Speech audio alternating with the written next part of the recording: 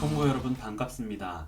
이번 직책별 강의 총무 파트를 맡게 된 SFC 박동희 간사입니다. 우리는 SFC에서 많은 일들을 하면서 위원들을 세우게 되는데요. 어떤 데는 그 주기가 한 학기 단위로, 예를 들면 캠퍼스에서는 매 학기 새로운 위원들을 세우고요. 지방이나 USFC 같은 경우에, 그리고 어떤 캠퍼스 같은 경우에는 위원의 임기를 1년으로 두고 1년마다 새로운 위원들을 세우곤 합니다.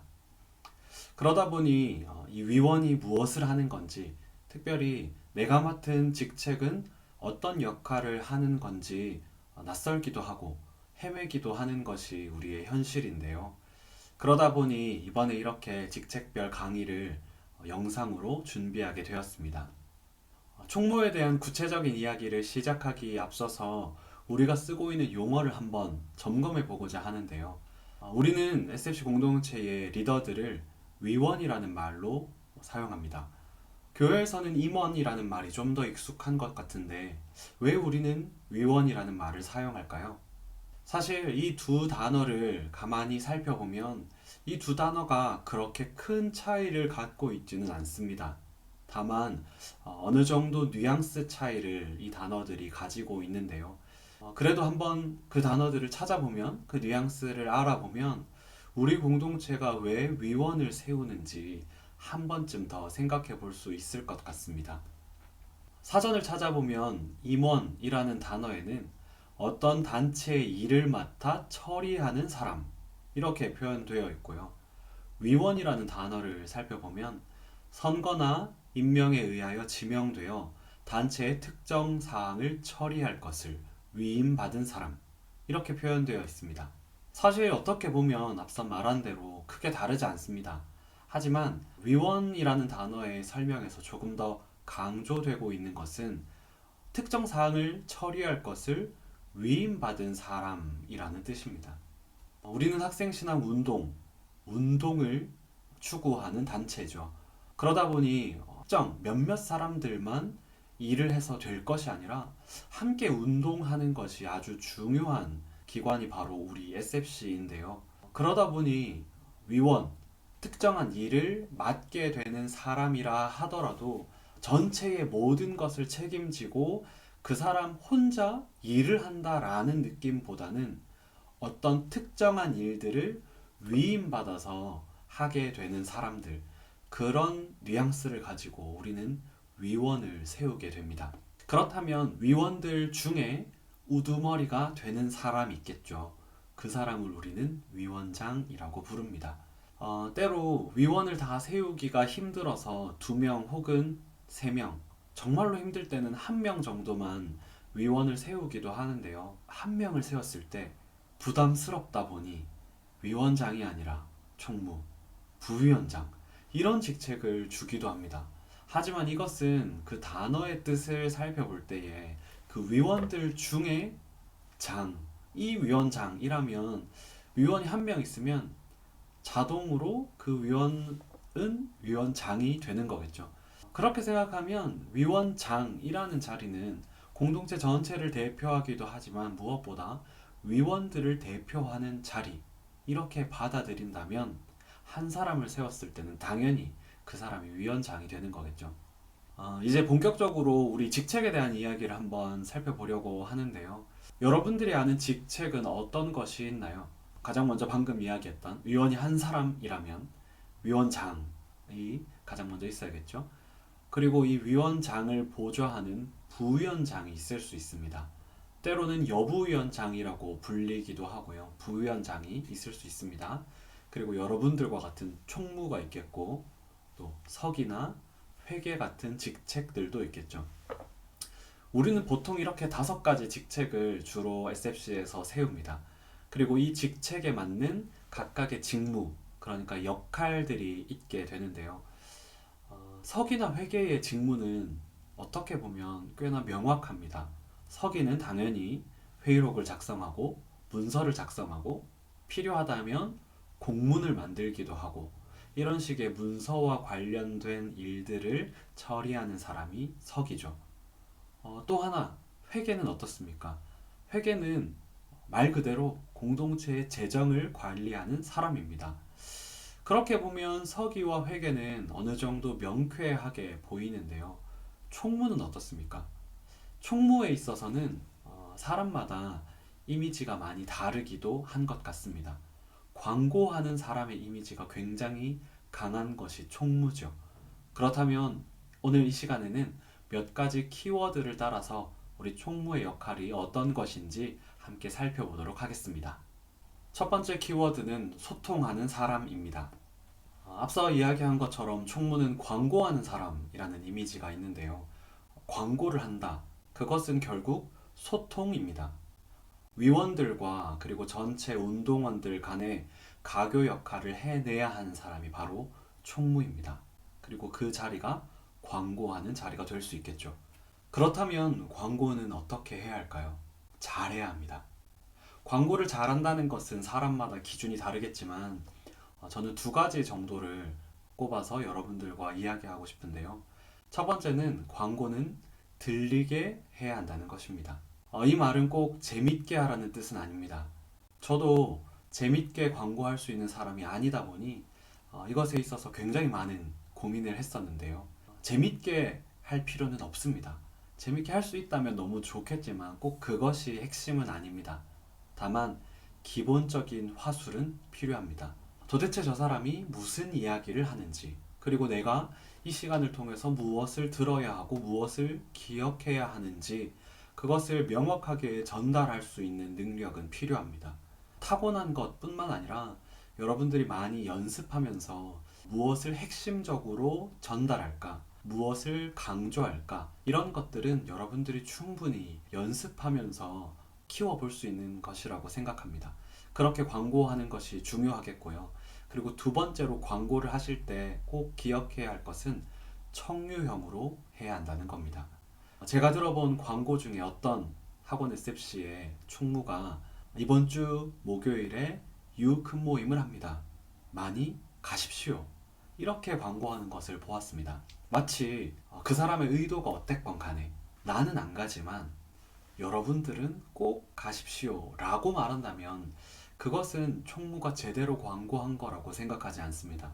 광고는 꼭 청유형으로, 특히 우리는 학생신앙 운동이잖아요.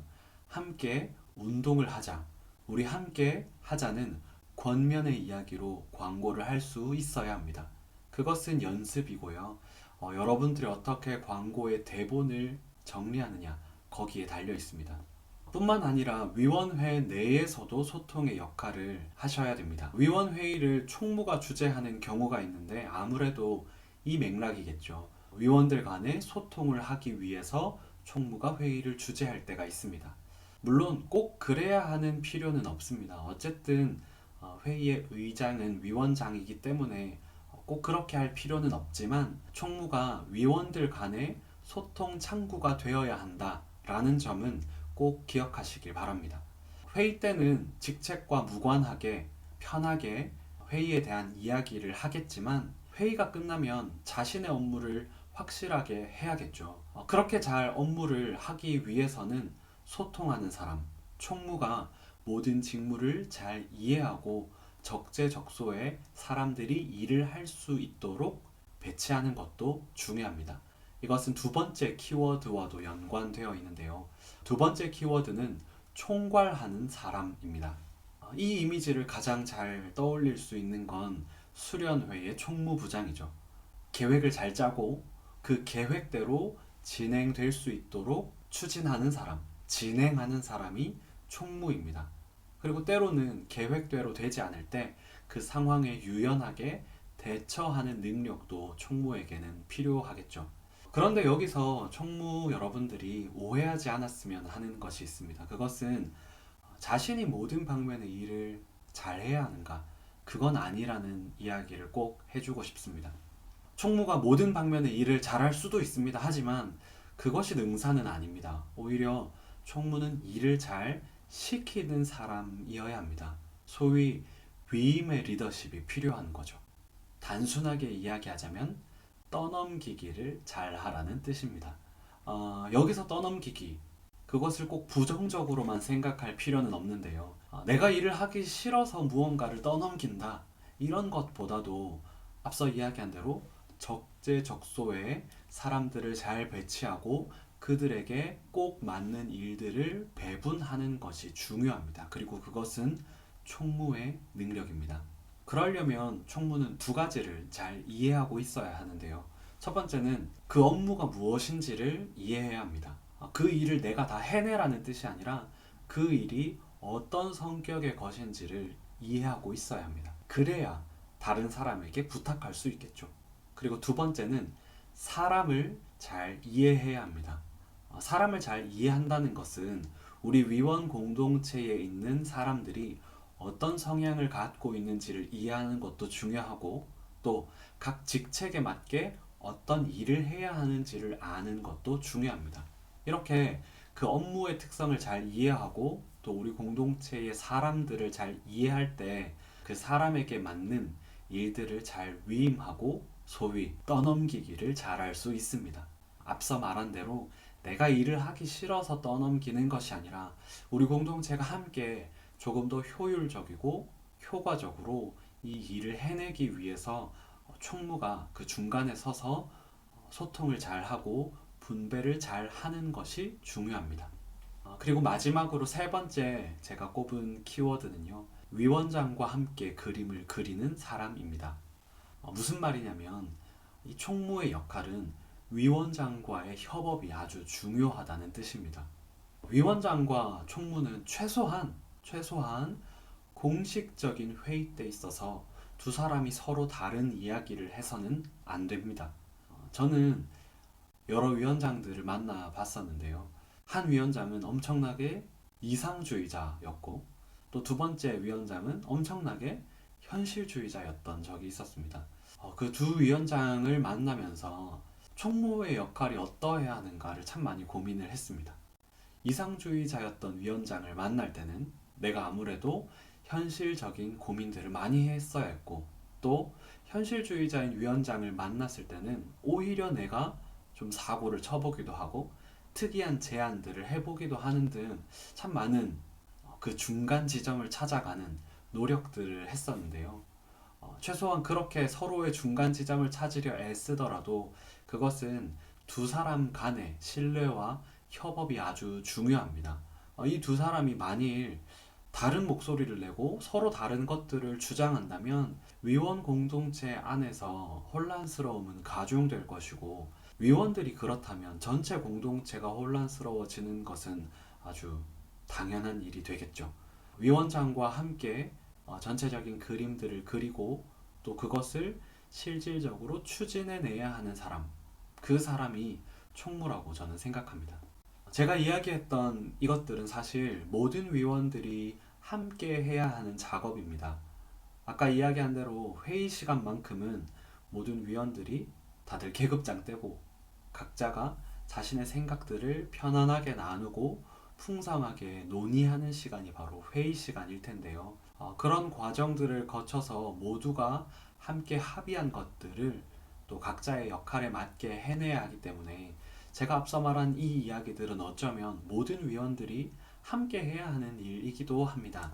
다만 총무가 조금 더 앞서서 이런 포지션을 잡아가야 한다는 거겠죠. 마치면서 여러분들에게 꼭 해주고 싶은 이야기는요. 총무에 대한 어떤 전형, 그런 상은 없다는 이야기를 하고 싶습니다. 저는 지금까지 기본적으로 총무가 이러면 어떨까라는 것을 제안한 것이고 가급적이면 그렇게 될 때에 전체 위원 공동체가 조금은 더 유기적으로 잘 돌아갈 수 있다는 일종의 팁을 이야기한 거지 여러분 각자에게 맞는 총무의 그림들을 그려 나가시기를 바랍니다.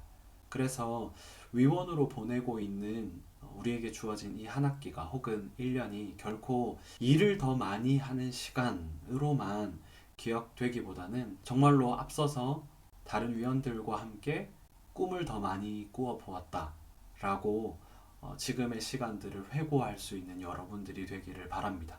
위원으로 섬겼던 시간이 때로 지치고 힘들기도 하겠지만 함께하는 위원들과 함께 참 즐겁고 의미 있는 시간이었다. 이렇게 여러분들의 한 학기가 그리고 1년이 기억되면 좋겠습니다. 감사합니다.